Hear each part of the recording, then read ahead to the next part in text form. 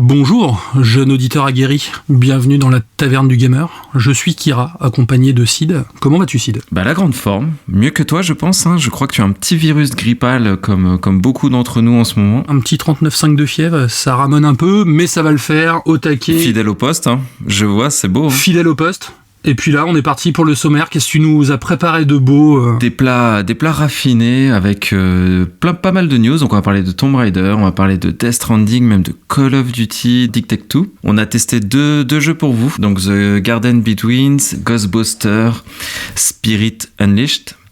Et 2 sujets hors sujet qui seront Dexter New Blood, la nouvelle saison, et Futureman. Que des plats, ma foi, appétissants. N'oubliez pas, vous pouvez nous suivre sur Facebook, Twitter. On alimente régulièrement les réseaux sociaux. Si vous avez des commentaires à faire, n'hésitez pas à nous les communiquer. Pareil pour vos suggestions. Sachez que le sujet hors sujet Dexter nous a été soumis par un auteur, justement. Est-ce sympa ou pas, ça vous le saurez en fin d'émission. En attendant, générique.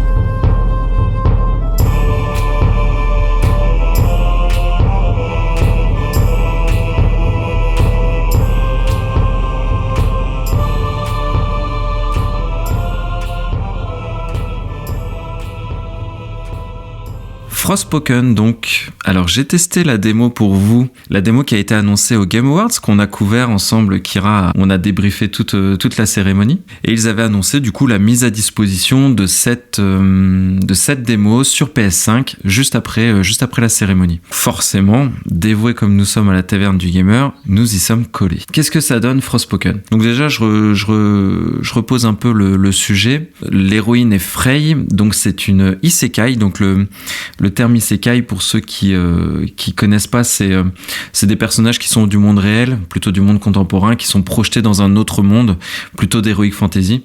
Donc il y a plein d'exemples de titres dans ce genre, et Frostpoken du coup en fait partie, avec donc un gameplay basé sur le parcours. Donc le fait d'escalader un petit peu tout ce qui nous vient sous la main, avec un gameplay très axé sur la magie.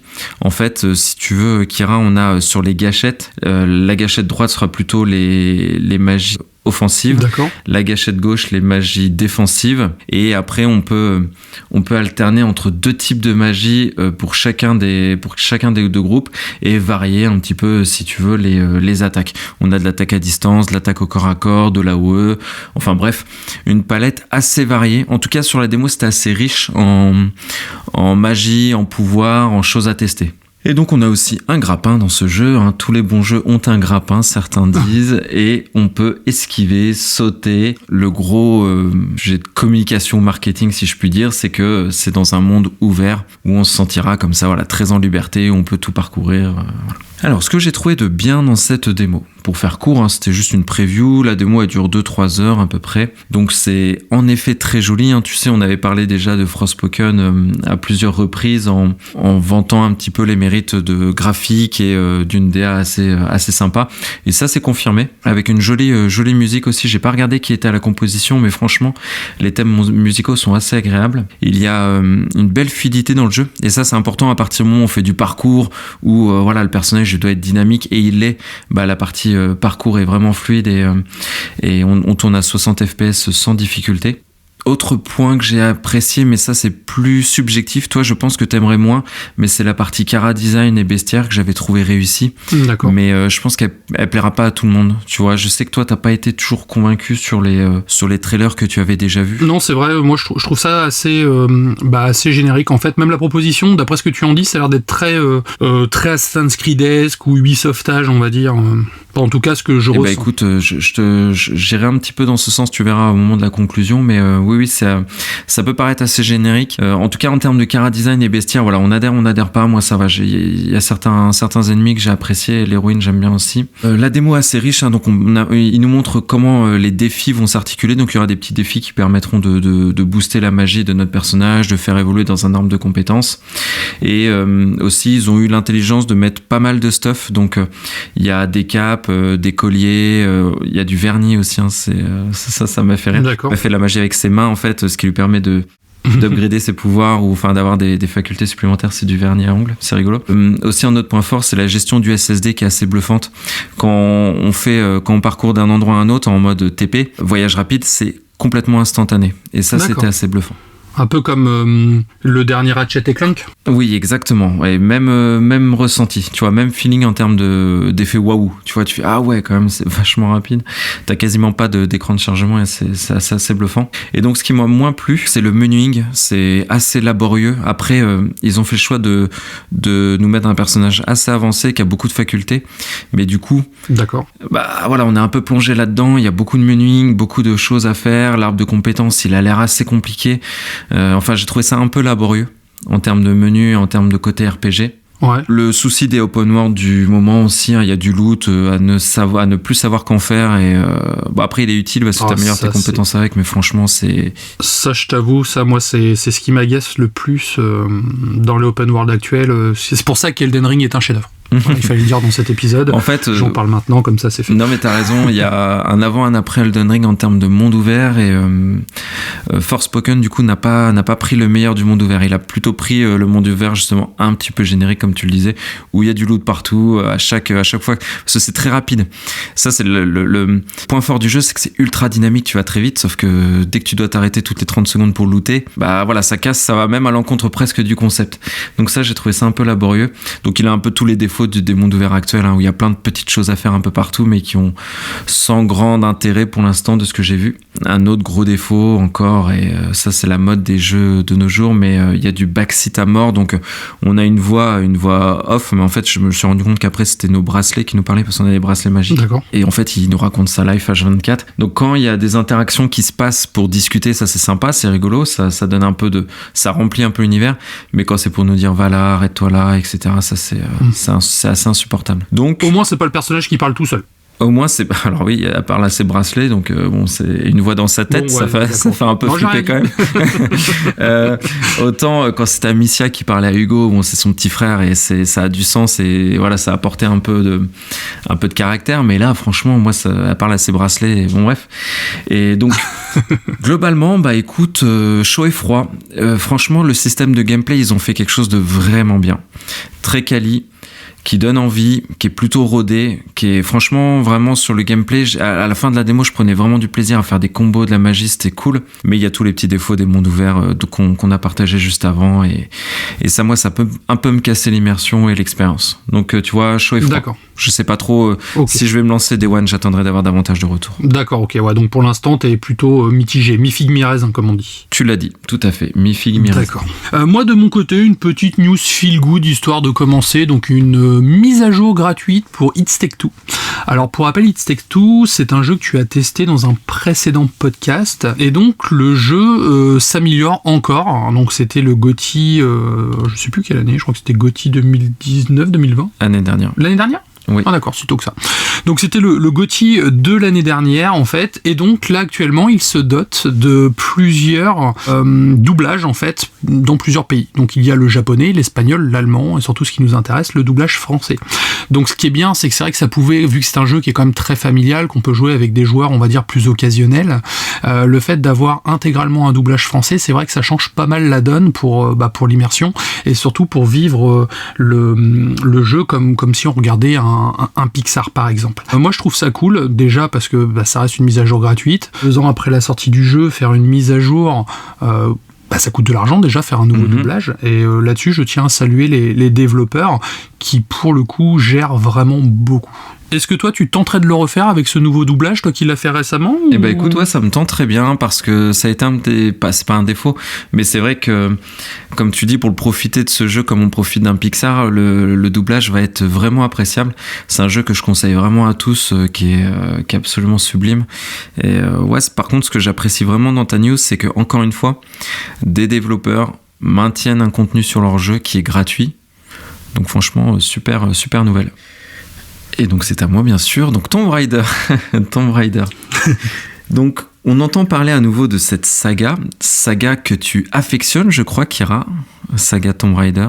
Exactement, oui. C'est surtout la dernière trilogie. J'ai un rapport particulier avec cette dernière trilogie, car quand elle est sortie à l'époque, je fais une petite digression. Vas-y, elle souffrait beaucoup de la comparaison avec Uncharted 2, que j'avais mais vraiment surkiffé en fait. J'ai pas aimé le deuxième Rise of the Tomb Raider en fait, également à l'époque quand il est sorti, parce que il souffrait de la comparaison d'Uncharted 4, encore une fois. Quelques temps après, j'ai fait Shadow of the Tomb Raider, du coup j'ai recommencé intégralement la saga, et en fait j'ai su vraiment apprécier cette saga à ce moment-là, sans on va dire les comparaisons un petit peu parasites, comme ce fut le cas par exemple pour Horizon. Après avoir joué à Zelda Breath of the Wild, Horizon pour moi n'avait pas la même saveur en fait concrètement, et il s'avère qu'avec le temps je préfère la saga Tomb Raider à la saga Uncharted en fait. Écoute, la news que je vais t'annoncer va te faire grand plaisir, même si j'imagine que tu l'as entendu, mais la saga Tomb Raider du coup va revenir en force a priori. Donc après, est-ce que c'est des éléments marketing encore une fois ou pas? Mais en tout cas, ils pensent lancer leur Tomb Raider le plus ambitieux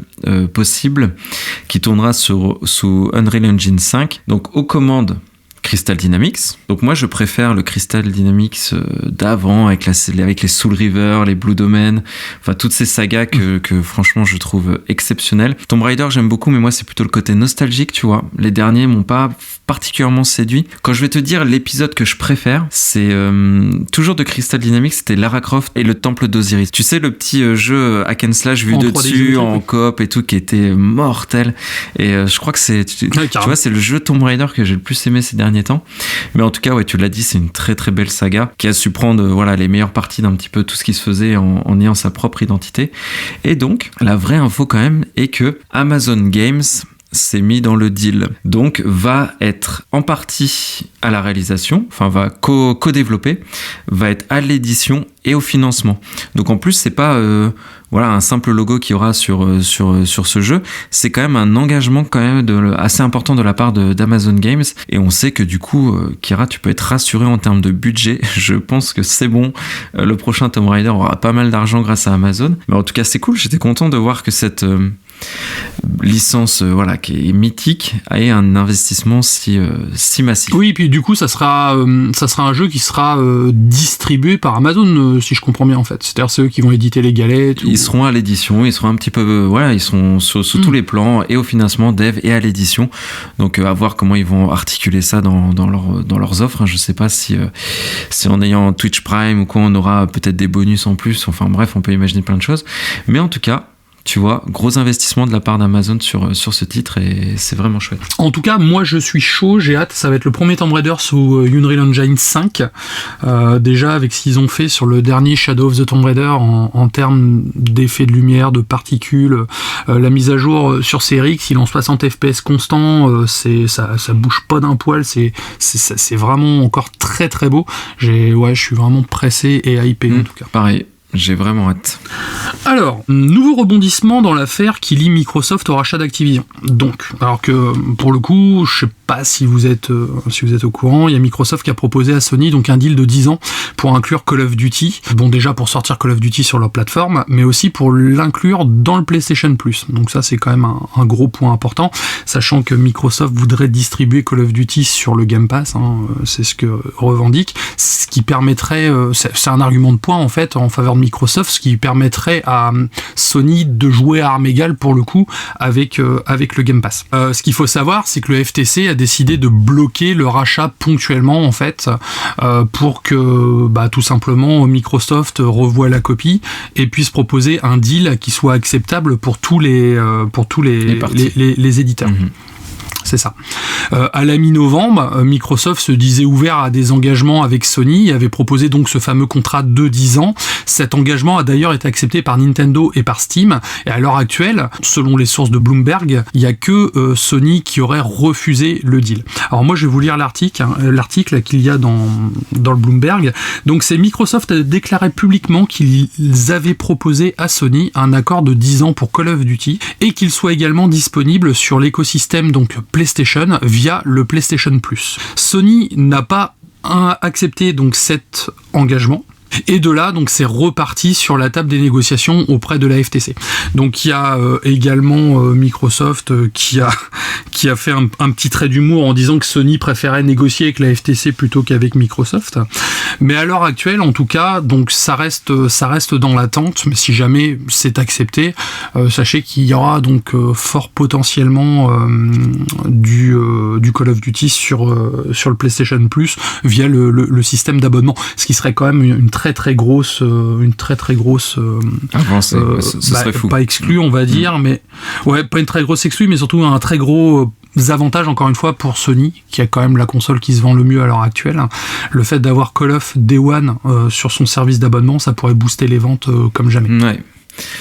Ouais, c'est vraiment ça c'est la guerre des consoles qu'on aime bien, plutôt que de voir des joueurs s'étriper pour X ou Y console sur les réseaux sociaux. Là on laisse des grosses boîtes et des PDG comme Phil Spencer ou Jim Ryan se faire la guerre entre eux, et si vraiment tous les Call of arrivent dans le Game Pass et dans le PS Plus, le consommateur aura gagné. Donc franchement ça c'est laissons-les eux s'étriper pour que derrière les joueurs récoltent les fruits de tout ça. Et... Après, là où je trouve un petit peu où je trouve ça un petit peu risqué, c'est qu'un deal de 10 ans avec une sortie PlayStation Plus, c'est quand même un très très beau deal.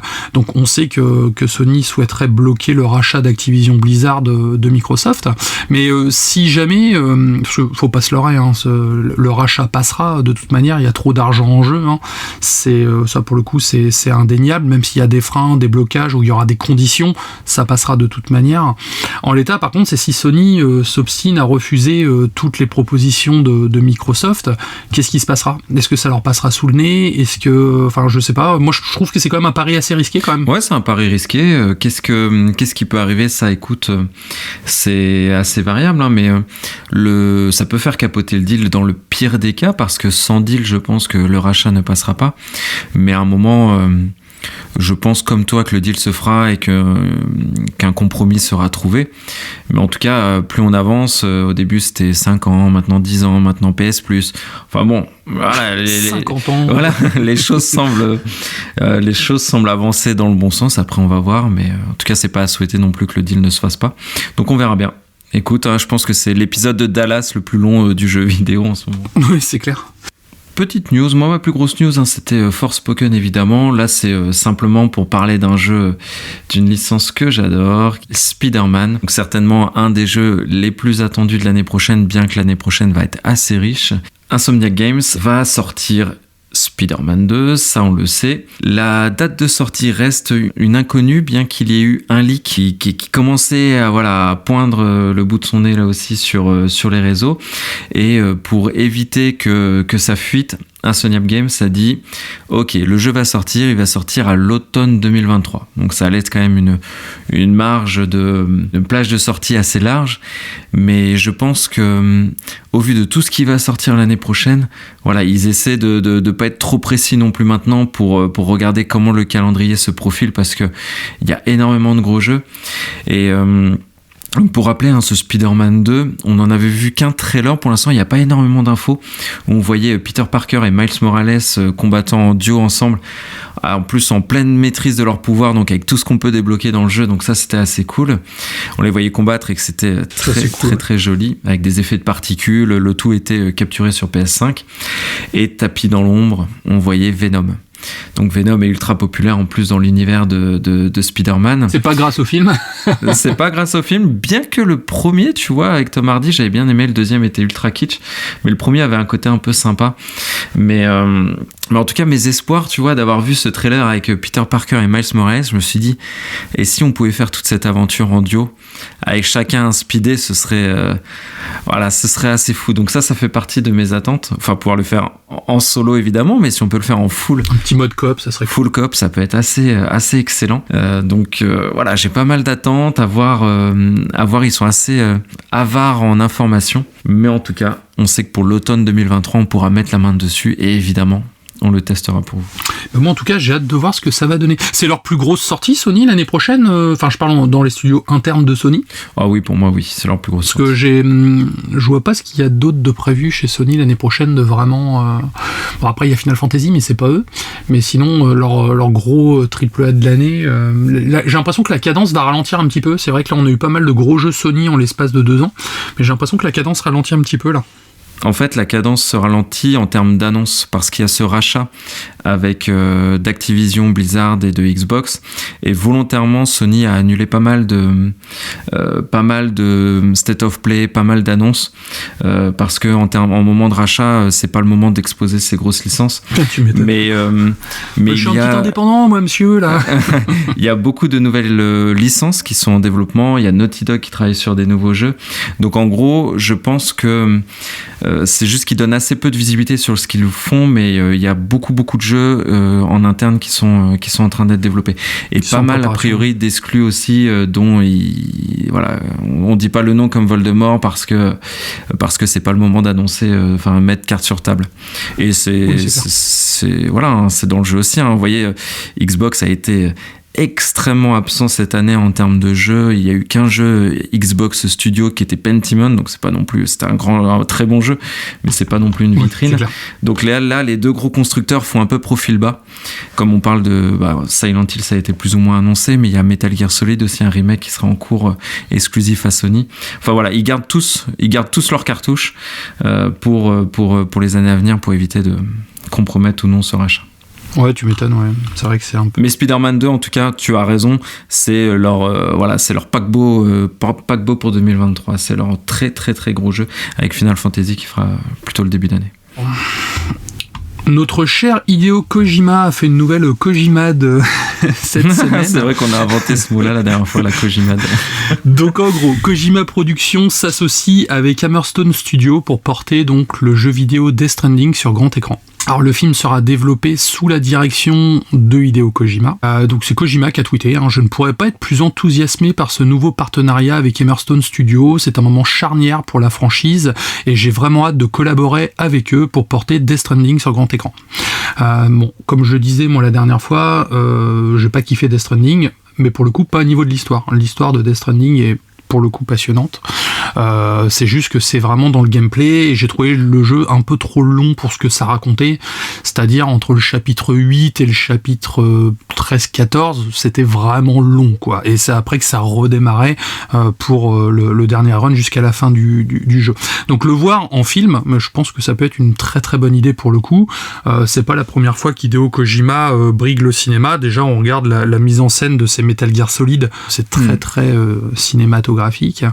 On le sent aussi dans Death Stranding, même au niveau de son casting, c'est un casting 4 étoiles et est vraiment très porté sur le cinéma.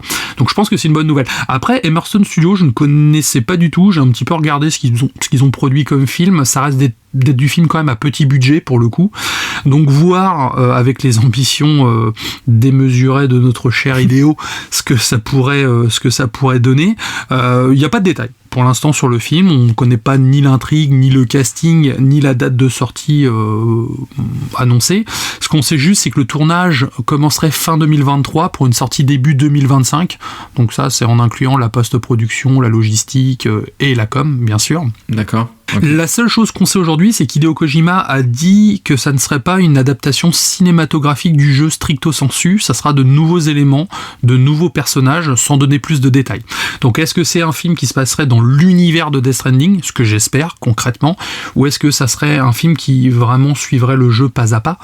Ce qu'il faut savoir, c'est que si c'est un studio qui produit des films à petit budget, quand on voit le casting de malade qu'il y a dans Death Stranding, je pense que ça doit coûter cher quand même, donc il a peut-être tout intérêt à partir sur de nouveaux éléments en tout cas. Bah écoute, je sais pas toi ce que t'en penses, je sais que t'as pas joué à Death Stranding, mais t'as vu pas mal de vidéos dessus, ça peut peut-être faire un système de licence cross-média, pourquoi pas. C'est vrai que j'ai pas joué à Death Stranding, c'est toujours le jeu qui m'a fait de l'œil, mais j'ai jamais osé. On en a même parlé, je t'avais dit j'avais pas mal de trucs à faire, je t'avais dit est-ce que je fais Death Stranding ou pas, tu m'as dit écoute, voilà, si t'as pas mal de choses à faire, tu peux passer ton chemin, donc j'ai toujours pas fait, j'ai pas mis la main dessus, mais il m'a toujours intrigué, donc je sais pas trop quoi en penser. Moi je me dis que c'est bien, le cross-média j'adore, je trouve ça cool, mais est-ce que c'est connaissant peu l'histoire, je me demande si c'est vraiment facile à porter sur un média comme le cinéma, parce que ça a l'air un peu barré quand même cette histoire.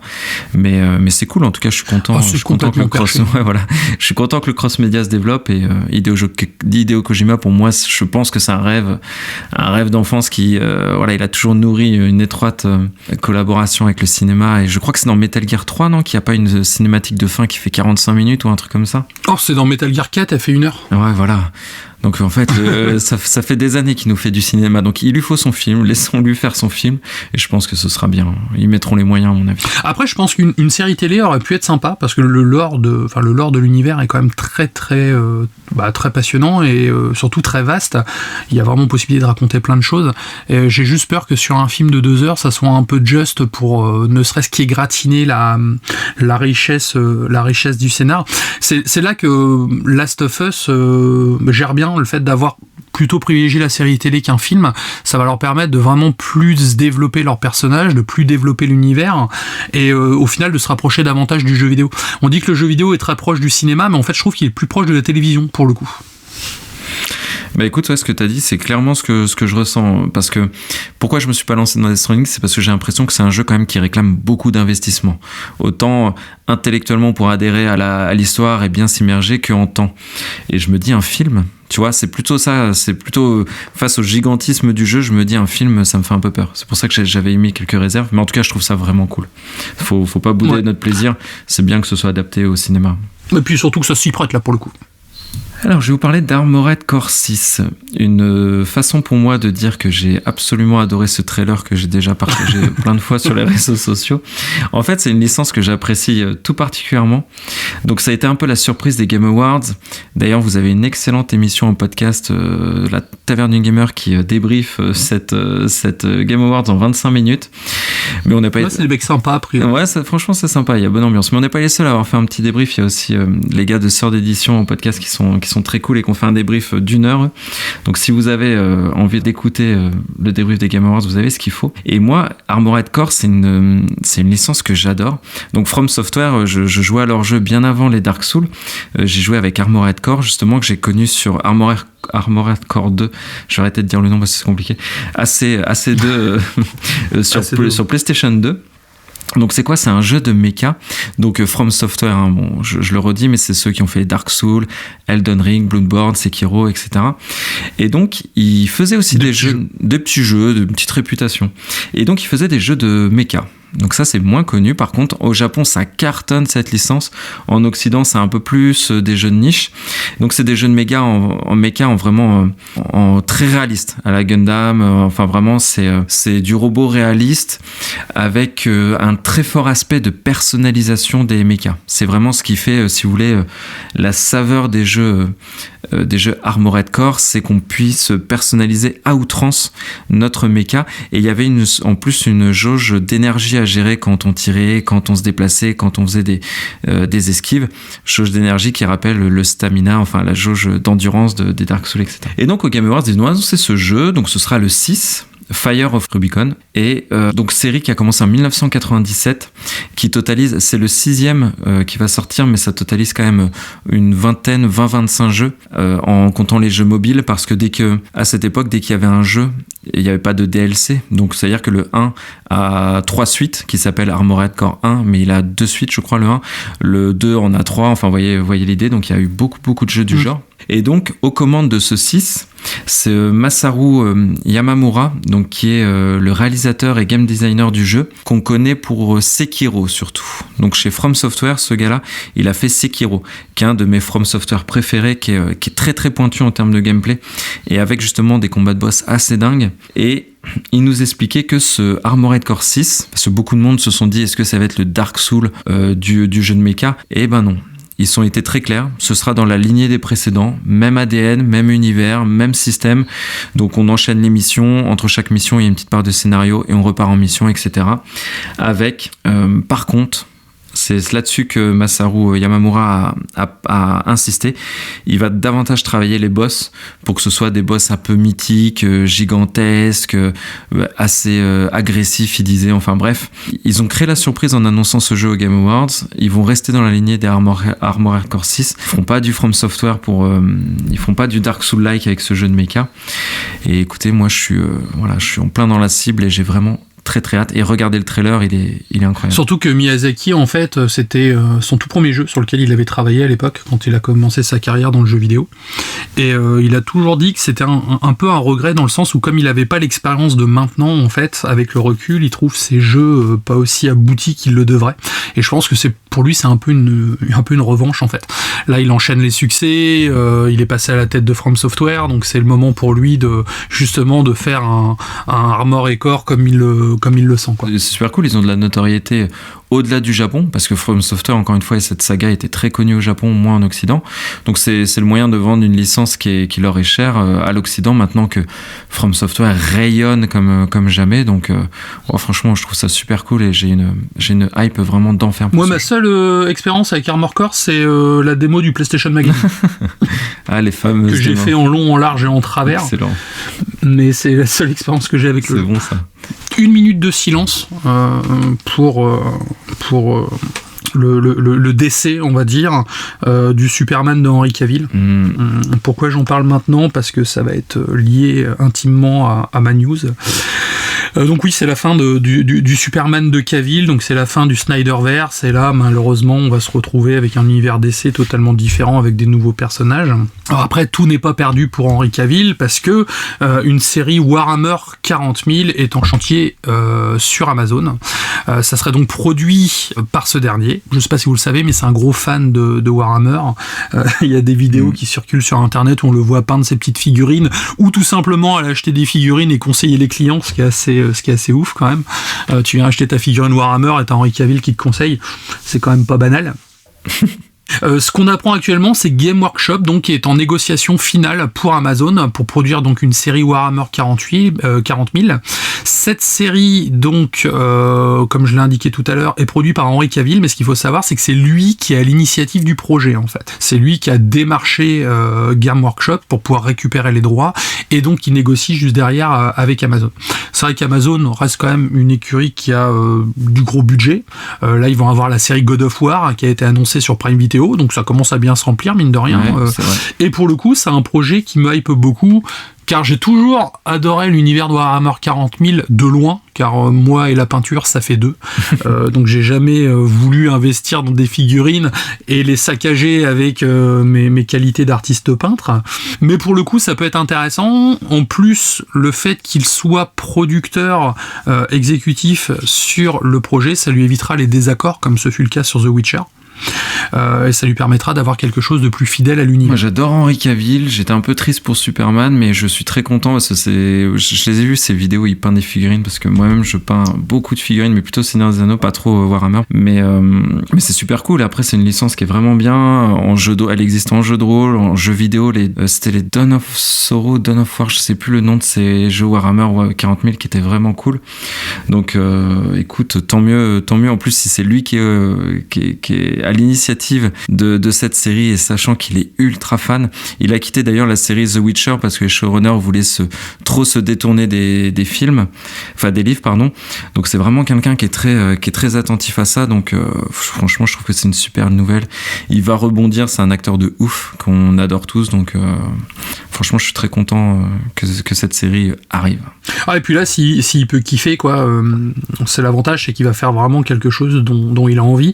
C'est vrai que pour The Witcher, c'est un gros fan de The Witcher, c'est lui aussi qui avait initié le projet, mais il avait aucun regard créatif sur la série, et c'était vraiment Netflix qui décidait de tout. Ça se ressent concrètement dans les saisons. Mais là, le fait d'être lui à la tête de ce projet, moi ça m'emballe, parce que ce mec-là, c'est quand même un gros geek. Et donc travailler sur une grosse licence de geek quand t'as un gros geek, je pense que pour le coup, les étoiles s'alignent. Il va s'éclater. Ouais, c'est cool. Franchement, c'est chouette. Ma dernière news va être très rapide. parce qu'on en a déjà parlé 20 fois. Mais donc, la hausse des prix chez Xbox maintenant est confirmée pour la partie jeu. La partie console, ils avaient dit que ce serait plutôt après les fêtes. Mais la partie jeu, en tout cas, va prendre 10€, donc à l'image pour leur jeu Xbox Studio. Donc bon, ça va, pour l'instant, il n'y en a pas des masses, mais... Quand ils en sortiront. Ouais, exactement. Mais en tout cas, voilà, c'est annoncé, c'est fait. Il y aura 10€ de plus sur les jeux, à l'image de Sony qui l'ont fait avant eux, à l'image de gros éditeurs comme Ubi qui le font aussi. Donc moi je dis que c'est un argument de plus pour le Game Pass du coup, hein, ils vont vendre davantage de Game Pass et je leur souhaite, et aussi pour les jeux physiques parce qu'on se dit toujours les jeux à 80€ c'est un scandale, et ça en est un, mais moi je me rappelle d'expérience, j'étais allé acheter dans un magasin très connu, bon bref, une enseigne, Gotham Knight, le jour de la sortie de God of War, je suis allé l'acheter Gotham Knight, et God of War j'étais choqué parce que je me dis bon il va être à 79€, voilà, prix 80€, il était à 64€ en physique le jour de sa sortie dans cette grande enseigne connue. Donc c'est pour ça les jeux à 80€ c'est surtout de l'arnaque pour le dématérialiser, parce que quand tu vas sur ton store et que tu as ton jeu à 80€ sans même avoir la boîte, alors que tu vas dans n'importe quelle grande surface, tu as ta boîte, ça va aller dans ta bibliothèque, dans ta collecte, ou au pire tu le revendras après, et en plus tu le payes 65 au lieu de 80. Enfin bref, cette hausse des prix sur Xbox ou sur Sony, sur PlayStation, moi je dis que c'est le meilleur argument pour les services, donc Game Pass, PS Plus, etc. et pour la vente des jeux physiques aussi qui sont clairement moins chers. Donc écoutez, voilà, chacun fait son choix, mais en tout cas payer 80€ un jeu, moi je me suis toujours refusé, à part des éditions collector évidemment, mais en jeu neuf, jamais de la vie. Encore plus quand il en débat. Exactement. Diablo 4, ça sent la douille. Alors, depuis quelques temps, les jeux Blizzard sont critiqués sur un point, c'est leur modèle économique. D'ailleurs, dans une interview récente accordée par Eurogamer, donc vis-à-vis de Diablo 4, une interview qui risque de faire brûler le web, d'ailleurs, il parlait donc du modèle économique du nouveau jeu. Donc, on le passe l'oreille, on le sentait quand même venir depuis l'annonce du titre, l'objectif étant de faire des saisons régulières du jeu, comme ça se fait de plus en plus sur des jeux comme Fall Guy, par exemple.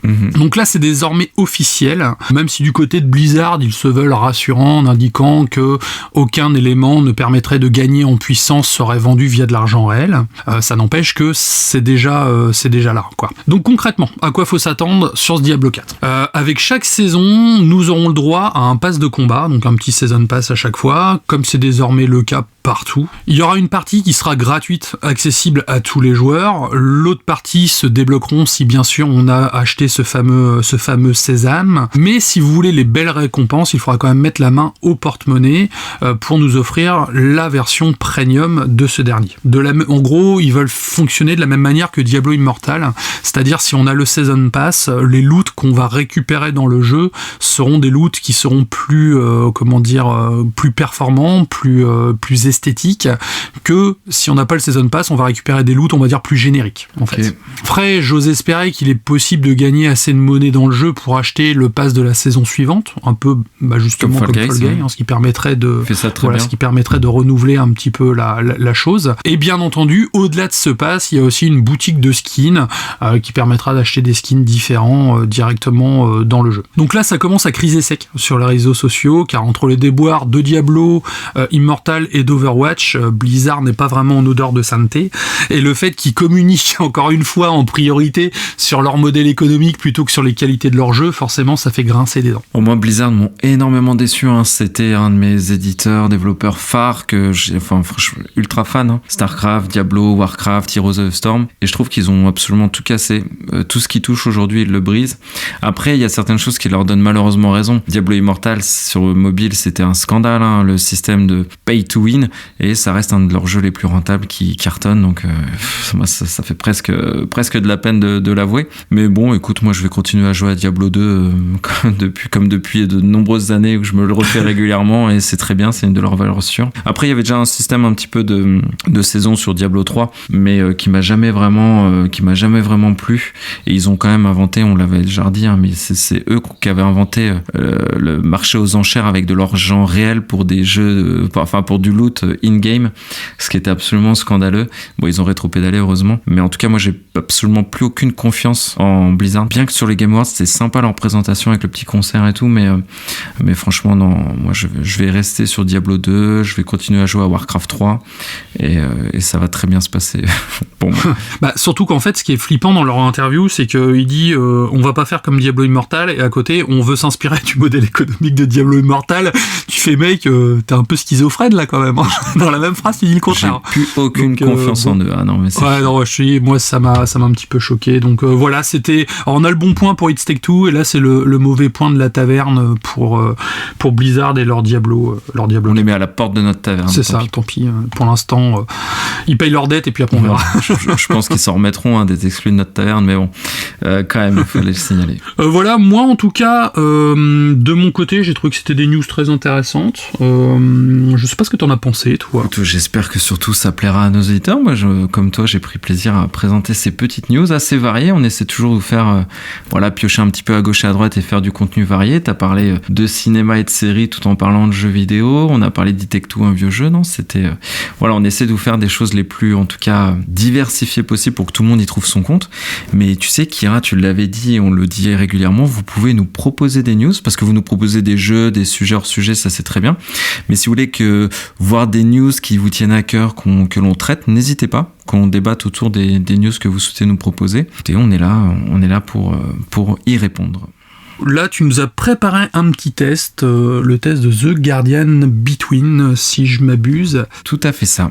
En fait, pour vous expliquer, ça va être un test assez rapide parce que c'est un petit jeu indépendant. Mais en fait, moi, je fonctionne toujours comme ça. J'aime bien faire un gros jeu et en même temps un petit jeu indé, parce que j'adore les jeux indés. Je trouve que la créativité aujourd'hui, la prise de risque, elle est surtout chez les jeux indés.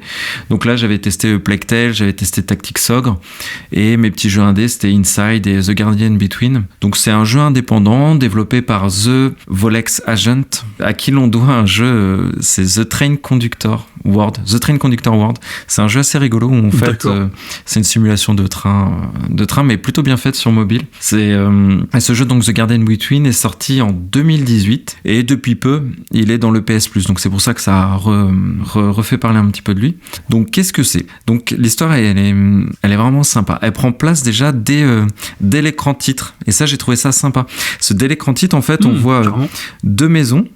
Une à gauche, une à droite, et dans le fond une cabane en bois, et sur ces deux maisons il y a la fenêtre à l'étage qui est ouverte et avec des draps qui descendent pour montrer que quelqu'un a fugué de la maison, et ça sur les deux maisons. Et donc on clique, donc déjà l'écran titre nous donne des informations que ça va parler un petit peu de fugue.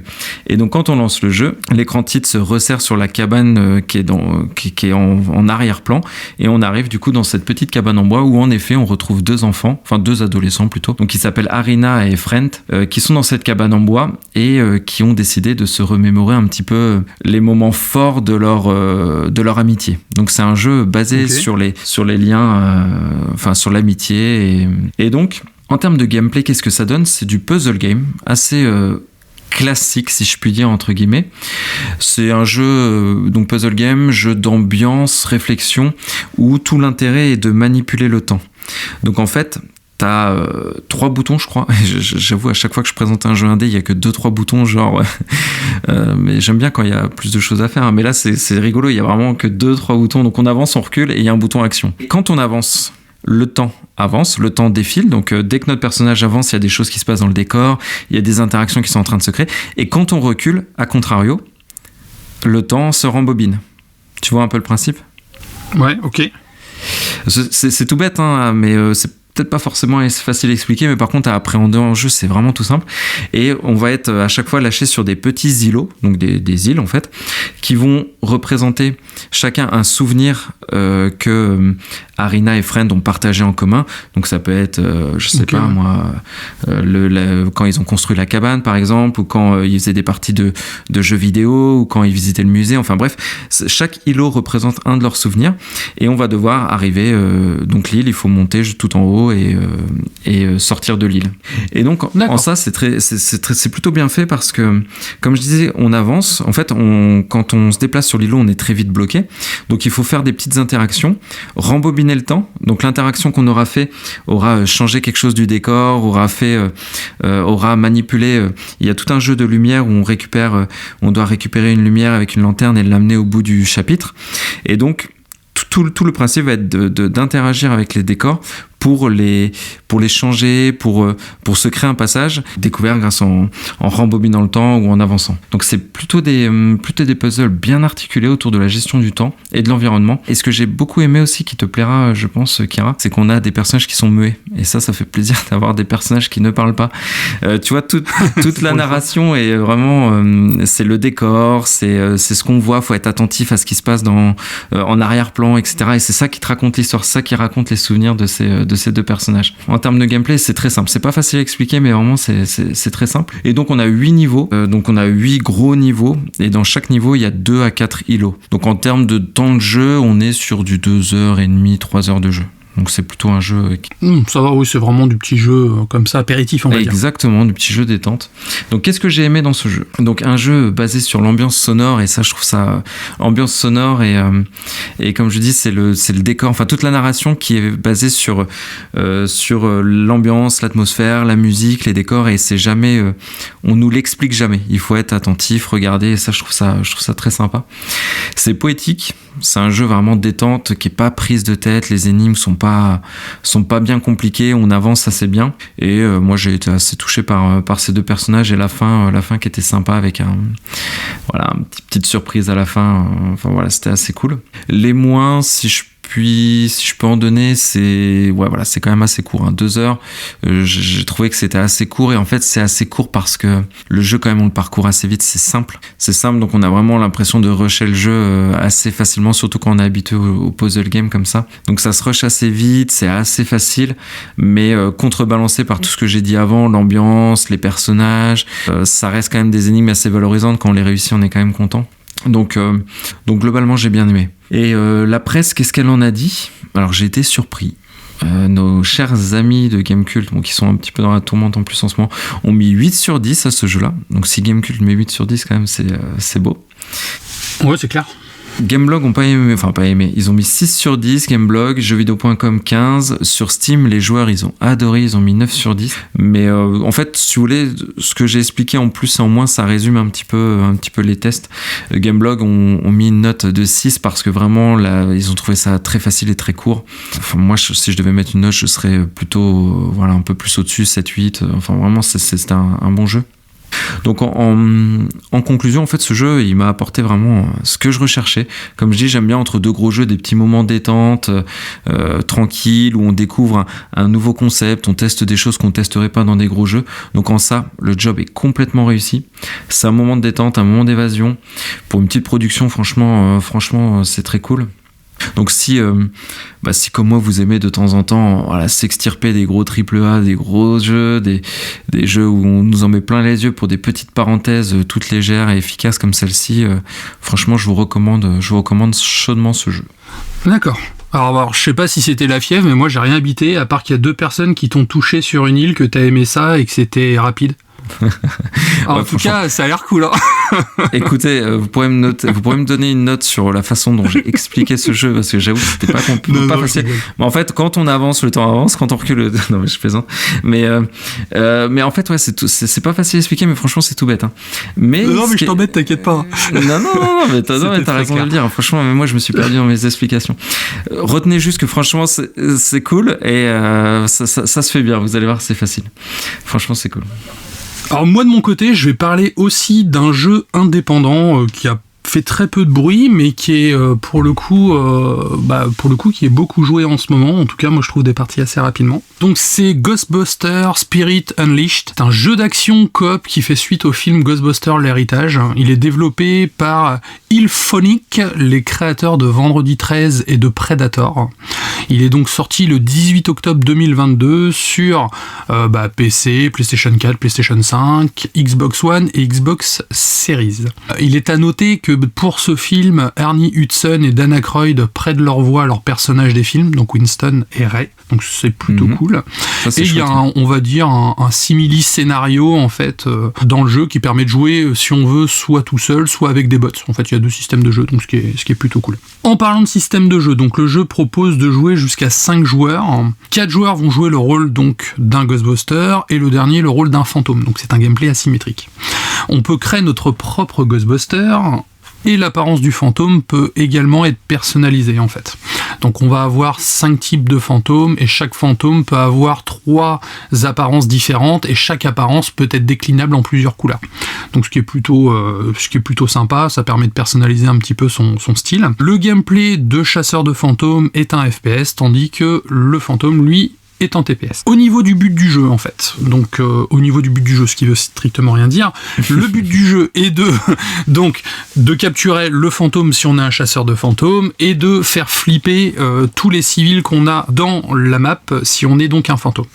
Quand on commence en tant que chasseur de fantômes, on débute l'aventure, déjà au départ on commence l'aventure dans le QG des SOS fantômes, donc on a accès à la caserne, ce qui nous permet de découvrir donc déjà les tutoriels, donc d'apprendre à jouer, donc ce qui est plutôt rapide, en un quart d'heure, 20 minutes c'est plié, et ça permet de tester la partie chasseur de fantômes et donc la partie fantôme. Via ce QG on peut faire plusieurs petites choses, donc comme customiser son avatar, on peut également améliorer son arsenal en fonction de l'XP qu'on va gagner. De cette caserne, on peut également inviter des amis à jouer, donc ce qui est plutôt marrant, c'est qu'on les sélectionne, on les invite, ils arrivent dans la caserne, on active la sirène, donc la cloche comme dans le film, ce qui permet de lancer la partie. Bon, à noter qu'on a eu quelques galères avec le crossplay, j'en reparlerai tout à l'heure, mais on a eu quelques galères avec le crossplay, ça fait partie du gros point négatif du jeu pour le coup. Les parties sont assez courtes, on se retrouve sur des parties d'environ 10 minutes maximum, donc c'est très intense, ça nécessite de courir un petit peu partout.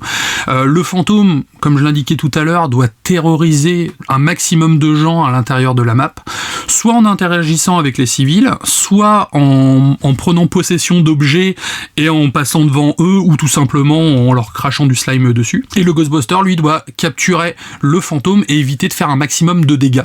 Donc ça, c'est important, parce que c'est vrai qu'on a des packs de protons, on peut tout péter. Il y a une jauge de dollars, en fait, qui va augmenter, et c'est ce qui va nous conditionner notre barre d'XP à la fin. C'est-à-dire, si on a capturé les fantômes et qu'on a ravagé tout à l'intérieur, on va avoir moins d'XP que si on a été plutôt clean, pour le coup. Et il y a aussi un système où on doit calmer la foule. C'est-à-dire, le fantôme, il va passer, il va faire peur aux gens, on va voir les gens, ils ont une petite icône au-dessus de la tête, si les gens, ils pètent un câble et qu'ils sont à 2 doigts de se barrer, on peut aller les voir pour essayer de les rassurer.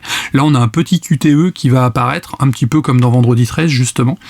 Et si on arrive à faire les bons codes au bon moment, en fait, les gens vont rester à l'intérieur. Par contre, si on se foire, ils vont avoir encore plus peur et ils vont se barrer plus rapidement. La prise en main des chasseurs, donc ça se fait sans problème. En fait, la partie, je vais vous expliquer comment elle se déroule. On utilise le psychotentiomètre, en fait, c'est le petit appareil qui permet de capter les fantômes, donc pour trouver les traces du fantôme, et aussi les failles que le fantôme peut mettre sur la map, en fait. Une fois qu'on a trouvé le fantôme, on sort le lanceur de particules via son pack de protons, et là, on tire soit sur le fantôme, soit sur les fameux portails qui s'ouvrent. Une fois que l'ennemi est capturé dans le rayon, il faut réussir à le maintenir, tout en ayant préalablement lancé son piège sur le sol. L'idéal, c'est de la jouer vraiment teamplay, c'est-à-dire on capture le fantôme, il y en a un qui balance son piège, il ouvre le piège, ensuite il balance... tout le monde balance son tir de proton, on tient le fantôme, et là on le traîne, on va dire, jusqu'au piège pour le capturer. Et puis là, bim, comme on dit, ça fait des chocs à pied. Le fantôme en question, en fait, lui a la possibilité de casser, entre guillemets, le rayon de protons et de se barrer. Donc forcément, si on est 3 ou 4 dessus, ça sera plus difficile pour lui. Au niveau de la partie, il faut choper donc 4 fois le fantôme pour gagner la partie. Ou alors, on peut réduire ce nombre de fois s'il y a des portails qu'on trouve au fur et à mesure dans le jeu. C'est-à-dire, le fantôme va avoir la possibilité de créer des portails. Ces portails, pour lui, ça va être des zones de spam, en fait. Il va pouvoir se TP de portail en portail pour pouvoir rentrer plus rapidement un max de choses. Le portail est invisible au début, donc on peut le trouver qu'avec le psychotentiomètre. Et une fois qu'on l'a trouvé, il va falloir tirer sur le portail pour le fermer, en fait. Si on ferme les 3 portails, il nous restera plus qu'à capturer le fantôme une fois, par exemple, et là, on a gagné la game, en fait. Au contraire, si on trouve pas les portails, il faut capturer 4 fois le fantôme. Très clair. Donc il faut savoir gérer, parce qu'en fait le lanceur, le pack de protons va chauffer, donc il faut pouvoir le refroidir régulièrement après utilisation, même pendant, des fois ça peut être plus ou moins long. Le piège de la batterie, le piège a une batterie qui peut également se consommer assez rapidement, donc c'est-à-dire quand on balance son piège, si on reste 5 minutes avec le piège ouvert, forcément la batterie elle va se vider, on pourra plus choper le fantôme. Donc ça oblige vraiment à jouer sur le timing, donc ça c'est la première chose. Savoir qu'on peut améliorer le pack de protons, le piège, le psychotentiomètre, tout ça on peut l'améliorer au fur et à mesure en fait de l'XP gagné. Et c'est là où c'est intéressant, c'est qu'en fait on va gagner, on a une jauge d'XP générale qui va servir à débloquer des éléments de customisation, donc un bonnet, une nouvelle combinaison pour le chasseur de fantômes par exemple. Et à côté de ça, chaque accessoire qu'on va utiliser en jeu a sa propre barre d'XP en fait. Donc c'est-à-dire si on utilise beaucoup le psychotentiomètre, celui-ci on va pouvoir l'améliorer. Si au contrario on l'utilise très peu, on l'améliorera pas en fait, parce que sa barre ne montera pas de façon individuelle en fait. Donc ça oblige à switcher entre les différents accessoires, et ça c'est super bien réparti. Okay. Comme je l'indiquais tout à l'heure, en fait, la coop est vraiment nécessaire pour pouvoir gagner, en fait, parce que si on joue sur un fantôme qui est pas très doué, clairement la coop c'est pas gênant, on peut chacun se balader dans son coin, on le chope à 1 contre 1, ça peut le faire. Par contre, si on tombe sur un fantôme qui est rodé, qui utilise toutes les possibilités mis à sa disposition, là pour le coup faut la jouer coop. Donc c'est-à-dire il faut vraiment, il y en a un qui va gérer le côté civil, il y en a un qui va le rechercher, pendant ce temps-là les autres ils sont derrière avec le pack de protons, enfin ça permet vraiment on s'y croit en fait, c'est ça qui est vraiment cool. Quand on est fantôme, donc on passe en vue de TPS en fait, le but est de survivre, donc de faire craquer tout le monde et de créer une panique générale. Donc ce qui est plutôt intéressant aussi parce que ça change en fait, il n'y a pas de système où il faut péter la gueule aux chasseurs de fantômes, non là le but c'est vraiment d'hanter un lieu, et on a vraiment l'impression d'y être. Chaque monstre possède 3 capacités spéciales qui leur sont propres, donc avec des délais de recharge plus ou moins longs, et en fait pour recharger on va dire l'énergie du fantôme, pour ça il faut hanter un objet. Donc par exemple je sais pas moi, on va dire un panneau, on peut se TP dans le panneau en fait, et après ce qui est marrant c'est qu'on peut bouger avec le panneau en fait. Donc soit on passe devant les gens, on leur fait peur, soit tout simplement on court dans la pièce en fait pour recharger notre santé, et ça peut également nous servir pour nous cacher. Donc c'est-à-dire un chasseur de fantômes qui ne va pas utiliser ses appareils à bon escient peut nous passer 4 fois devant sans nous voir en fait. J'ai déjà vécu le cas, c'est assez jouissif. Et pour finir, il y a certains endroits où on peut traverser les murs ou le sol, ce qui nous permet de nous TP comme on veut. Donc l'intérêt c'est d'aller faire spammer des failles un peu partout dans la map, donc on peut en faire spammer 3 en fait. De ces failles, on peut les faire cracher des petits fantômes qui vont emmerder les chasseurs de fantômes, et donc grâce à ça on pourra se TP beaucoup plus efficacement pour pouvoir faire peur à tout le monde. En plus des attaques spéciales, on peut saboter les équipements des chasseurs de fantômes, donc on peut les rendre inactifs temporairement, donc là le chasseur il va avoir un QTE pour pouvoir redémarrer son pack de protons par exemple. On peut aussi leur cramer leur piège, et ça nécessite aux chasseurs de fantômes de retourner au chariot de stuff en fait à l'entrée de la map pour pouvoir aller chercher un nouveau pack de protons ou un nouveau piège en fait pour pouvoir repartir chasser son fantôme, donc ce qui peut être de la perte de temps en fait.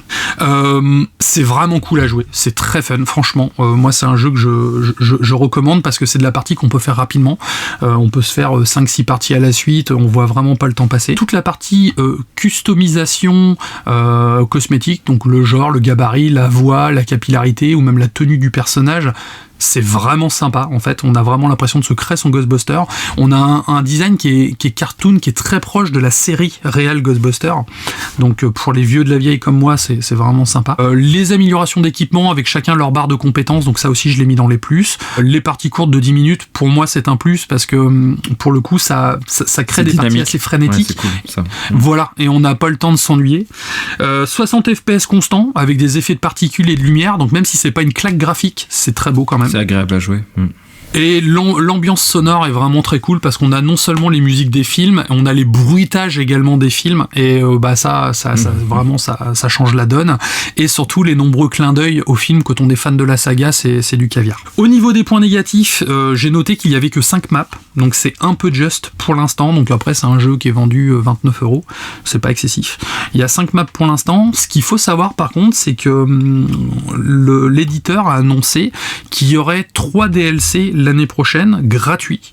Chacun aura une map, un nouveau chasseur de fantômes et un nouveau fantôme en plus. Ok. Donc ce qui est plutôt cool, parce qu'il n'y a pas à passer à la caisse.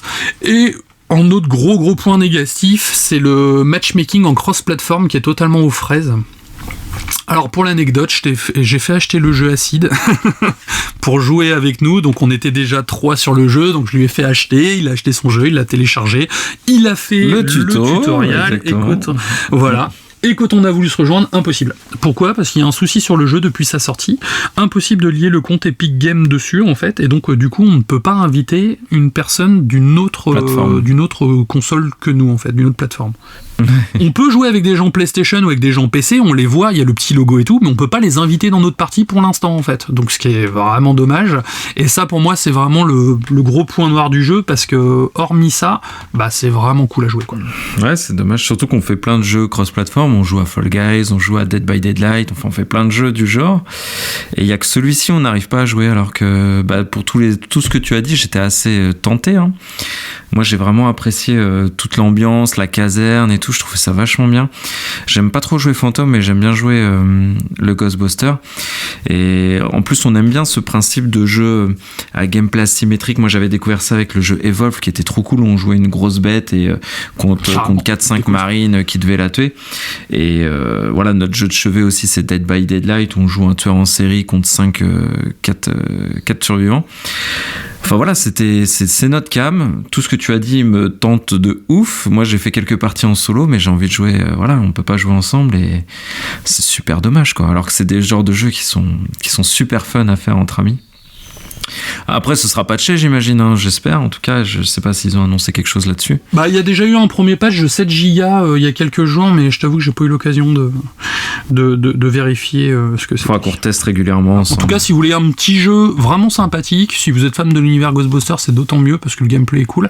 Mais pour jouer à plusieurs, sans prise de tête, un petit peu à la Fall Guy sur des parties courtes, bah, je vous le recommande fortement. Ouais, t'as dit un truc que j'ai beaucoup, qui fait pour moi des points forts si j'avais eu à faire un test aussi sur ce jeu. Ce qui m'a marqué, c'est le côté dynamique, comme t'as dit. 10 minutes la partie, ça 10-15 minutes la partie, c'est hyper agréable sur ce genre de jeu. Et aussi le fait qu'ils aient mis des bots, parce que parfois le matchmaking fait qu'on attend longtemps, parce que les parties sont pas pleines, etc. Donc le fait qu'ils aient mis des bots, c'est très cool. Bon, pour l'instant, ils sont vraiment très bêtes, hein, les bots. Mais en tout cas, ils ont le mérite d'être là. Ouais. Et le jeu va se peaufiner avec le temps. Bien que j'ai un pote qui s'est quand même fait choper en fantôme par un bot. Ouais, mais après, si on parle du même pote, il se ferait battre par même un bot en IA extrêmement facile, il se ferait battre par ce bot. Mais on a un peu rigolé, il s'est fait putain, je me suis fait choper par le bot. Ah bah, ils sont bons. Alors non, les bots sont très nuls, mais bon, ça c'est un autre débat qu'on va pas. En plus, il nous écoute, alors on va éviter de dire trop de mal de lui. Mais en tout cas, le fait qu'ils aient mis des bots, c'est très cool sur ce jeu. Sur Dead by Daylight, il n'y avait pas de bots pendant très longtemps, c'est que récemment qu'ils en ont mis. Et c'est vrai que franchement, c'est chouette. Parce que faire des parties à 3 contre un fantôme ou un tueur, ou peu importe le jeu, c'est impossible. Donc le bot, ça a aidé quand même. C'est clair. Au moins, ça attire l'ennemi, quoi, ailleurs. Oui, déjà, ça attire l'ennemi. Et puis, même s'il y a une déco, pendant la partie, le bot peut prendre la relève. Enfin, ça évite vraiment tout un tas de désagréments et de gâcher l'expérience. Après, je sais que l'éditeur qui a fait Ghostbusters, Vendredi 13, moi c'est un jeu que j'apprécie beaucoup, j'y joue encore très, très, très régulièrement, parce qu'il y a encore beaucoup de monde dessus. Le Predator, qui est exclusif à la PlayStation, était excellent aussi pour le fan de Predator, et encore une fois, le gameplay asymétrique était vraiment bien, même principe, 4 joueurs en FPS et le Predator en TPS. Bah là, ils ont vraiment récupéré le meilleur des deux jeux, mais c'est une autre proposition, c'est vraiment des parties beaucoup plus courtes, beaucoup plus intenses, et au final, bah, je trouve ça plus fun en fait. Non mais écoute, tu l'as bien pensé en tout cas ce jeu, un Ghostbuster, hein. Quand on pourra jouer ensemble, je pense que je vais avoir beaucoup à apprendre de toi, parce que quand j'y ai joué, j'avais pas capté tout ça, tu m'as même appris des trucs pendant le test, donc franchement très intéressant. Donc pour les parties test, c'est terminé. On peut peut-être faire un petit point sur les réseaux sociaux. Qu'est-ce que tu en penses ? Eh ben écoute, bien sûr, avec grand plaisir. Donc suivez-nous sur Twitter et Facebook. Donc on poste des news qu'on ne traite pas en podcast. On demande votre avis. On prend aussi des suggestions. Donc on est assez actif aussi bien sur Facebook et sur Twitter.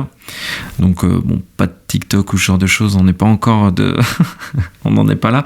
Mais par contre, on a YouTube aussi où on poste nos podcasts. Donc si vous êtes plus accro sur cette plateforme-là, n'hésitez pas. Alors la qualité de son est moins bonne quand même sur YouTube. Ouais, c'est un peu moins bon parce que ça compresse et c'est vrai que bon, c'est un peu galère. Sinon le fichier il fait 20 gigas et bon, bref. Et aussi, n'hésitez pas, on utilise souvent cette formulation, mais c'est un podcast La Taverne du Gamer qui vous appartient. Vous rentrez dans cette taverne, vous êtes ici chez vous. Donc n'hésitez pas à nous proposer tests, sujets, même sujets hors sujet. Enfin bref, on est là pour faire grandir cette taverne tous ensemble. Oui, puis on vous remercie d'ailleurs parce que pour le coup, on sent qu'on commence à être rodé et que ça fait plaisir en fait. Donc ça c'est génial. Et on a de plus en plus de retours et ça fait chaud au cœur. C'est parti pour les sujets hors sujet. Alors, de quoi vas-tu nous parler ? Donc, tu vas nous parler déjà d'une recommandation d'un auditeur. Je te laisse le remercier ou non. Donc, merci à cet auditeur qui m'a fait passer un excellent moment devant cette série. Non, en vrai, voilà, je spoil direct, j'ai pas kiffé. Mais je vais vous expliquer pourquoi. On va parler de Dexter New Blood. Donc, qu'est-ce que c'est ? Est-ce que je présente Dexter ? Vraiment, c'est une série ultra connue qui a eu 8 saisons où en fait on suit le héros, enfin le anti-héros, c'est un tueur en série, donc c'est pas un mec cool, sauf que il tue que les méchants. Donc on se dit il est pas cool, mais en même temps il a un code d'honneur et en plus c'est pas Jeffrey Dahmer non plus quoi. Exactement, c'est clair. Et en plus il travaille dans la police. Donc voilà, ça donne lieu à tout plein de quiproquos. Donc 8 saisons. Il y a du bon, il y a du moins bon, mais globalement, ça reste à voir, c'est attrayant. Les 4 premières saisons, je pense qu'on partage le même avis, Kira étant clairement les meilleures. Après, c'est vraiment très en dents de scie. Mais en tout cas, ça se regarde bien. Et pour regarder Dexter New Blood, j'ai refait l'intégrale Dexter, donc les 8 saisons. Et cette nouvelle saison, elle a la particularité de se passer 10 ans après. Autant dans la série que pour de vrai. Ça veut dire qu'on retrouve ces acteurs très longtemps après la dernière saison qui était la saison 8. Donc ça va être un test garanti sans spoil. Donc forcément ça va être assez rapide parce que je peux pas dévoiler les éléments de l'intrigue, sinon ça gâche évidemment tout. Mais en gros, il se passe quelque chose à la fin de la saison 8. La seule chose que je peux dire, évidemment, Dexter est encore en vie, sinon il n'y aurait pas de saison 9, donc j'en parlerai pas, mais il est encore en vie. Et on le retrouve, du coup, on le retrouve pas à Miami. Ça se passait à Miami, ces 8 saisons. On le retrouve dans un état fictif, un peu du nord des États-Unis, donc plutôt Canada, enfin voilà, dans ces coins-là, où tout est enneigé. Enfin bref, il fait froid. On passe de Miami à la glace, la neige et le froid, donc déjà ambiance totalement différente. Et puis c'est dommage si on passe de Miami, une vraie ville, à une ville qui n'existe pas. Je trouve que pour l'immersion c'est un peu con quoi. Oui, ville fictive d'Iron Lake, dans l'état de je sais plus quoi, New York je crois, enfin bref, je sais pas, mais en tout cas c'est glacé, c'est froid et c'est plutôt au nord des États-Unis et frontière canadienne je pense, enfin bref je sais pas trop, je me suis pas trop intéressé à la géographie tellement que j'étais absorbé par ce scénario extrêmement captivant, vous vous doutez. Donc alors on retrouve notre cher Dexter Morgan qui est le héros de la série, qui travaille dans une petite boutique de chasse, donc il s'est reconverti dans la chasse et pêche au lieu de faire tueur en série dans la police. Et il vit sous une identité cachée de Jim Lancey, son pseudo. Qu'est-ce que je peux dire ? Voilà, il apprend à contrôler ses pulsions de tueur en série dans cette nouvelle ville, dans cette nouvelle vie. Je n'en dirai pas plus, en tout cas c'est la suite, enfin ça prend part vraiment dans les événements de la saison 8, c'est clairement inscrit dans la continuité, donc il faut mieux avoir vu en effet les saisons avant pour voir celle-ci. C'est à savoir quand même le tueur en série le plus prolifique je pense des séries, parce qu'il a tué énormément tout au long de sa carrière de tueur en série. Et donc qu'est-ce qui m'a motivé un petit peu à regarder cette série quand même, parce qu'on m'a dit ouais vas-y regarde ça. J'ai regardé, il y a 10 épisodes de 45 minutes à 1 heure. Ça c'est court. Donc ce qui fonctionne bien, il y a des trucs qui fonctionnent bien. Parce que c'est vrai que j'ai un peu spoilé, j'ai dit que c'était pas ouf. Mais qu'est-ce qui fonctionne bien ? Si tu veux, Kira, il y a quand même ce côté nostalgique de retrouver un personnage qu'on a apprécié, surtout si on a apprécié les autres saisons. Donc il y a cette petite nostalgie, se dire qu'est-ce que la série a à offrir pour refaire renaître de ses cendres une série mythique comme celle-ci. Donc ça fonctionne bien, ce côté nostalgie.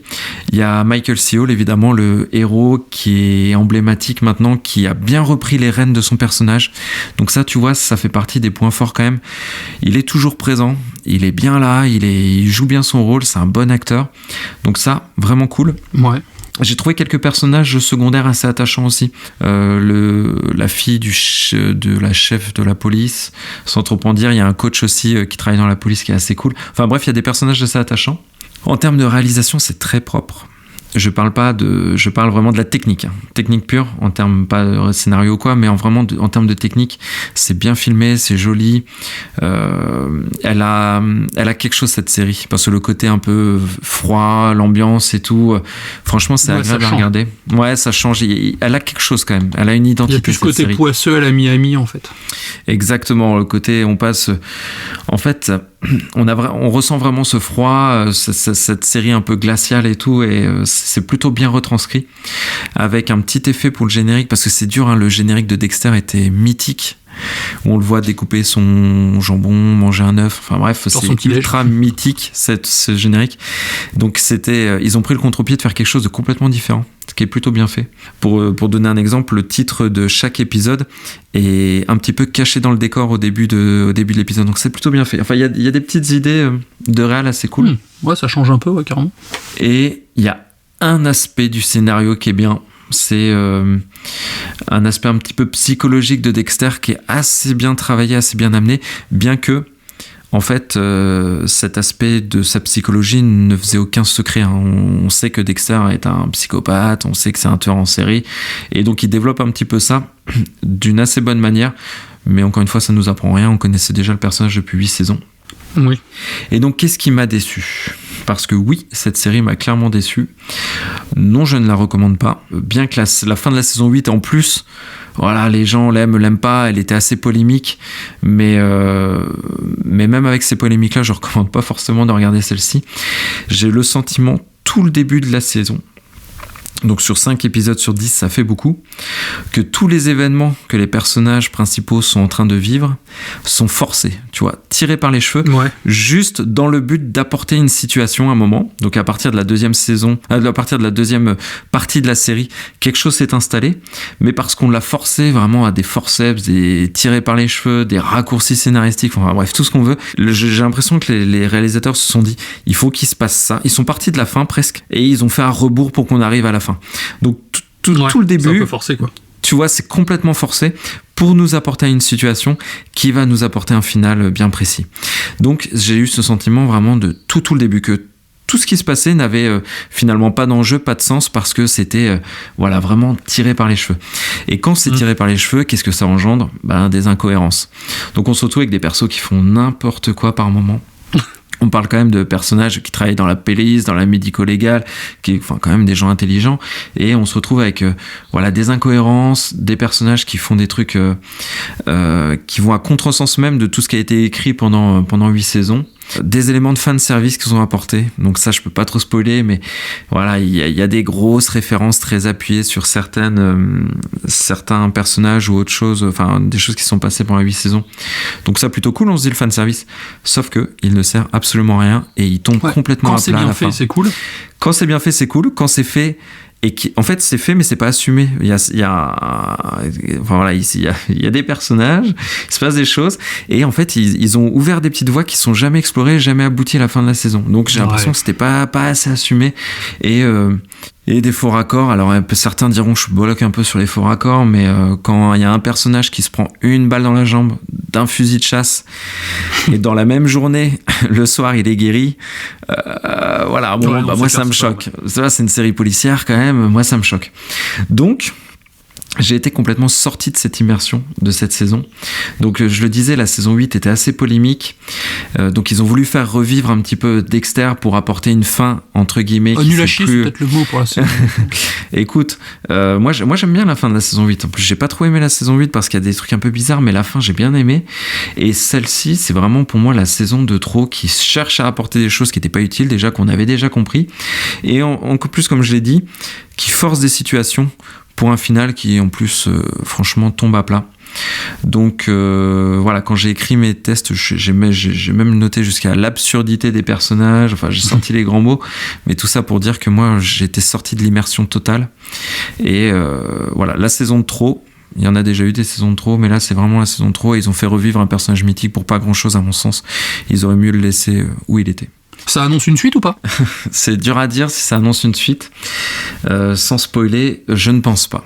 Je ne pense pas qu'il y ait de suite. Tu vois, et s'il y a une suite, franchement, il faudra qu'il l'explique parce qu'il faudra qu'il s'accroche. Mais non, je ne pense pas qu'il y ait de suite. Mais je t'avoue, j'ai repris aussi Dexter à 0 et je comptais m'arrêter en fin de saison 7. Je pense que la fin de saison 7 est une bonne fin et totalement faire fi de la saison 8 et de New Blood du coup. Bah écoute, tu as raison. Perds pas ton temps avec ça, à mon sens. Ouais. Dexter, en tout cas, c'est très cool. Regardez les premières saisons. Dexter, c'est mortel. New Blood, quand même, au cas où, si vous voulez pas suivre mes recommandations, et vous avez tout à fait le droit de vous faire votre propre avis, comme toujours. C'est important d'avoir son propre avis, en fait. Canal+, c'est sur Canal Play. Voilà.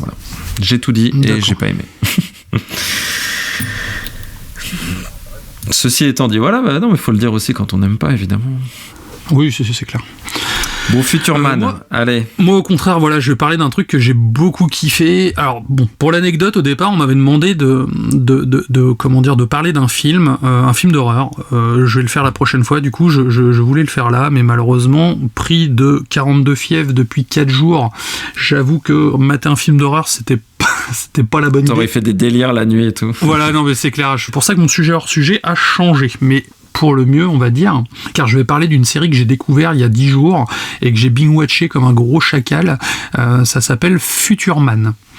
Alors, Futurman, qu'est-ce que c'est ? C'est une série télévisée de science-fiction humoristique, alors j'insiste bien là-dessus, humoristique américaine. Donc c'est créé par Kyle Hunter, il y a 3 saisons. C'est sorti depuis le 14 novembre 2017 sur le réseau Hulu aux États-Unis et chez nous c'est disponible sur Disney+.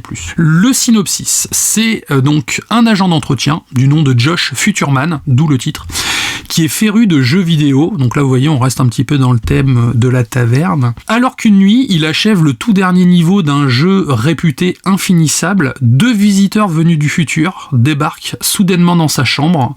Il lui explique que la prochaine extinction de l'humanité a eu lieu et qu'ils ont besoin de lui pour sauver la Terre. En somme, ils viennent d'un futur post-apo et cherchent le Messie. Au niveau du casting, donc il y a quelques acteurs plus ou moins connus. Il y a Josh Hutcherson, qu'on a vu dans Hunger Games ou quand il était tout jeuneau dans les films Voyage au centre de la Terre. Il y a Haley Joel Osment qui était le petit garçon dans le 6e sens, qui joue dedans également un rôle plutôt sympatoche également.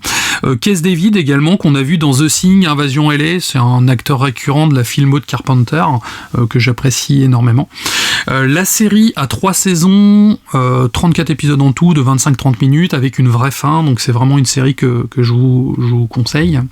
Je dois avouer au départ que cette série m'a quand même bluffé. Elle m'a fait rire vraiment à gorge déployée. J'ai une personne qui m'en a parlé. Quand j'ai commencé à mettre la série, je suis ouais, ça a l'air un peu cheapos et tout, ça a l'air un peu spécial. Je suis pas sûr.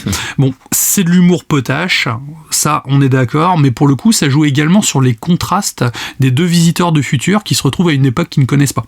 À une époque, voire même à des époques, parce que ça va parler de voyage dans le temps. Ok, c'est Sliders quoi. Ouais, Sliders, oui, on peut dire, enfin oui et non, c'est plus du retour vers le futur en fait, okay. Retour vers le futur, mais où là les mecs ils ont poussé les potards au maximum. Okay. En gros, sur les 2 premiers épisodes, les personnages sont assez stéréotypés, mais c'est fait exprès pour qu'on puisse vraiment, on va dire, reconnaître le type de ces stéréotypes.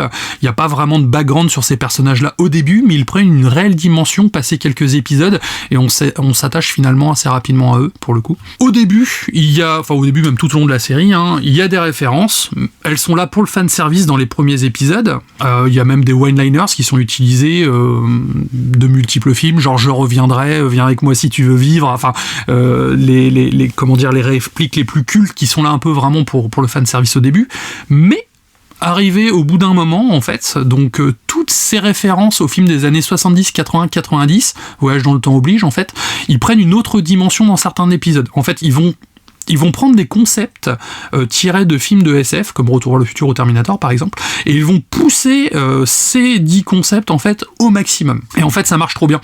Ils vont vraiment pousser les trucs dans les derniers retranchements, et il y a une scène à la Retour vers le futur où il rencontre sa mère, enfin c'est hilarant, franchement c'est hilarant. Les décors et la musique sont top au final, parce que ce qui peut paraître kitsch, bah en fait non, ça l'est pas du tout, parce que tout est justifié en fait scénaristiquement. Et on peut finir un épisode avec un truc en se disant ah c'est un peu incohérent ce truc là, mais en fait c'est débunker direct l'épisode d'après, en fait ça fait partie du scénar. Et je trouve que les mecs ils sont vraiment forts là-dessus, quoi. Après moi j'adore, le délire voyage dans le temps, c'est vraiment mon délire, mais je trouve que la série en fait arrive à dépasser certains films qui se veulent sérieux en fait sur le sujet. Pour le coup c'est vraiment, on sent que les mecs ce sont des passionnés pour le coup. Alors on est dans une comédie décomplexée, ça se prend pas du tout au sérieux, comme j'ai dit, c'est un humour un peu potache. Dès les premiers épisodes, ça parle de trous de balle, ça va dans tous les sens, ça va dans tous les sens. Sous la ceinture, quoi. Mais voilà, mais c'est ça qui est bien, c'est qu'on va passer d'un côté à un humour hyper graveleux, à une scène super dramatique en fait, et on va alterner d'épisode en épisode, ce qui rend les personnages beaucoup plus touchants au final. Et surtout, il y a un personnage dans cette série qui s'appelle Wolf, qui est en gros c'est le démolisseur venu du futur. Ce personnage est fantastique, il est hilarant du début à la fin. Il est très bien écrit. Il est bien écrit. Au début c'est vraiment le stéréotype du bourrin qui arrive, sauf que au fur et à mesure le mec il s'acclimate aux différentes époques qu'il va visiter, et franchement ça se pissait dessus, c'est à mourir de rire. Donc moi je vous recommande fortement cette série qui s'appelle Future Man, dispo sur Disney+, et je pense que vous avez passé un bon moment, surtout dans ces périodes un petit peu morose, un petit peu anxiogène, un petit peu morose. Moi je sais que j'étais couché dans mon lit là, je me suis binge-watché le reste de la série comme ça, et vraiment ça m'a bien aidé à passer le temps, quoi. Tu disais que t'aimais bien les trucs avec des voyages dans le temps, où on joue avec le temps. Moi, j'ai un super jeu à te conseiller, c'est The Guardian Between. C'est très facile à expliquer, tu vois, ça joue avec le temps. Non, plus sérieusement, j'ai aussi une série dans mes tuyaux là qui parle de jeux vidéo, donc c'est rigolo que tu fasses ce parallèle avec cette série. Mais j'ai une petite question.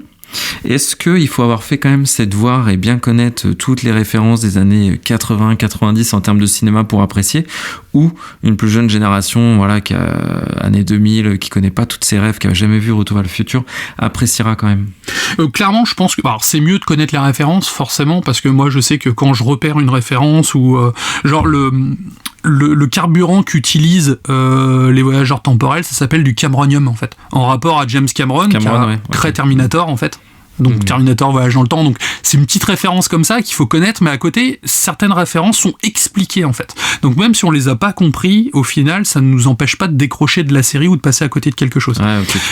L'humour est tellement comment dire, c'est un peu un humour à la Very Bad Trip des fois en fait. L'humour est tellement appuyé à certains moments qu'on passe malgré tout un très bon moment, et comme je le disais tout à l'heure, le scénar se tient tout le temps en fait, donc du coup même si on connaît pas les multiples références, on peut avoir un autre point de vue sur cette série et le voir d'une façon d'un regard nouveau et de l'apprécier tout autant qu'une personne qui a compris en fait. Ok, et en plus tu vois, je trouve ça fait une proposition assez originale sur Disney+. Tu vois, on parle pas beaucoup de Disney+, j'ai l'impression, pour des séries dans ce genre, et ça a l'air d'être une proposition qui change un peu. Et il se trouve que la personne qui me l'a conseillé, pour le coup, n'est pas un grand cinéphile et ne connaît pas non plus spécialement toutes les références qu'il a vues dans le film. Et il a surkiffé en fait. Ouais, d'accord. Donc ça répond à ma question. Je suis arrivé dans la série, j'ai maté l'épisode 1, donc j'ai trouvé ça cool. J'ai enchaîné l'épisode 2, bon, j'ai commencé, il était genre en plus genre 1h du mat, quoi. J'ai fait 4 épisodes à la suite. J'ai fait 4 épisodes à la suite parce que j'arrivais pas à décrocher, et le lendemain, j'ai enchaîné en fait. Et c'est vraiment super addictif parce qu'on a envie de savoir qu'est-ce qui va se passer sur ces mecs-là et jusqu'où ils vont aller sur ces mecs-là, en fait. Voir qu'on peut changer des choses dans le passé. Pour donner un exemple, sans spoiler, à un moment il retourne dans le passé, il perd son iPhone. Il y a un Black qui récupère cet iPhone, et quand il retourne à sa période, en fait, Apple n'existe pas. Du coup, c'est le Black qui a créé, en fait, sa propre marque via l'iPhone qu'il a trouvé. Je crois que ça s'appelle Black Apple, en fait. Et du coup, Siri s'appelle Lamar, en fait. Et il parle avec un accent renois, genre, ouais mec, tu vas là-bas et tout, enfin, tu vois. Et du coup, sauf que ça a été changé en tout début de série, mais du coup, pendant toute la série, il a son Black iPhone avec son Lamar en Siri et tout, et ça fait partie de la diégèse de la série en fait. Et c'est super drôle parce que quand t'avances au fur et à mesure et que t'as les clins d'œil, parce que tu connais un iPhone, tu connais Siri, et tu vois les clins d'œil, la manière dont ils ont modifié les choses, c'est vraiment super pertinent en fait, surtout à notre époque. Donc non, pour le coup, c'est plein de petits détails comme ça, il y a plusieurs niveaux de lecture. Si on est un peu sensible à cet humour, ça, c'est d'autant mieux, mais sinon, rien qu'en termes d'histoire, c'est vraiment cool. Ok. Bon, écoute, très bonne recommandation. Alors, ne pas regarder avec des enfants, par contre. Oui, d'accord. Ouais, il faut bien le préciser, ouais. Ouais, non, vraiment, c'est sur Disney+, mais c'est moins de 18 ans, donc faut surtout pas. Bon, bah, je crois que ça va clôturer notre épisode. Est-ce que tu veux dire un petit quelque chose à nos auditeurs avant qu'on arrête? Bah écoutez, non, je vais aller me coucher. Tu vas aller te reposer, prendre un Doliprane et dormir. Donc je vais aller me coucher. Merci de nous avoir écoutés sur cet épisode.